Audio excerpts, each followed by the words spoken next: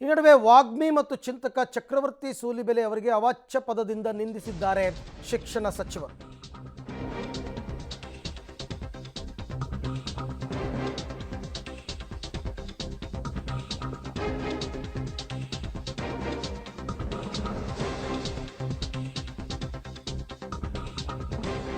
ಚಕ್ರವರ್ತಿ ಸೂಲಿಬೆಲೆ ಒಬ್ಬ ತಲೆಹರಟೆ. ಈ ಅಯೋಗ್ಯ ನೀಚನ ಪಾಠವನ್ನು ಹಿಂದಿನ ಸರ್ಕಾರ ಇಟ್ಟಿತ್ತು, ನಾವದನ್ನು ಕಿತ್ತು ಬಿಸಾಕಿದ್ದೀವಿ ಅಂತ ಮಧು ಬಂಗಾರಪ್ಪ ಸಾವರ್ಕರ್ ವಿಚಾರದಲ್ಲೂ ಇದೇ ಡೈಲಾಗ್ ಹೇಳಿದ್ರು. ಮಧು ಬಂಗಾರಪ್ಪ ಮಂತ್ರಿಯಾದ ಹೊಸದರಲ್ಲಿ ಸಾವರ್ಕರ್ ಅವರ ಪಾಠವನ್ನು ಪಠ್ಯವನ್ನು ನಾವು ಕಿತ್ತು ಬಿಸಾಕಿದ್ದೀವಿ ಅಂತ.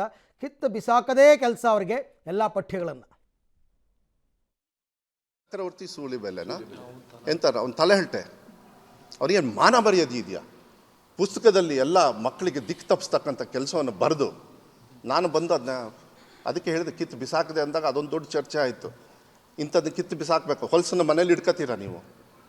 ಕಿತ್ತು ತೆಗೆದು ಹೊರಗಡೆ ಎಸಿತೀರಾ? ಅವ್ನು ಮೊನ್ನೆ ಮತ್ತೆ ಟ್ವೀಟ್ ಮಾಡಿದ್ದಾರೆ, ಮಾನ ಮರ್ಯಾದೆ ಇಲ್ಲ. 10ನೇ ಕ್ಲಾಸು 1ನೇ ತಾರೀಕು ಮಾರ್ಚು, ಇವರು ಫ್ರೈಡೇ ಯಾಕೆ ಎಕ್ಸಾಮ್ನ ದಿನ 9ರಿಂದ ಮಾಡ್ತಾಯಿದ್ದೀರಾ, ಅವತ್ತು ಮಾತ್ರ 2 ಗಂಟೆಗೆ ವೈ? ಅದಾದಮೇಲೆ ನಮಾಜಿಗ ಅಂತ.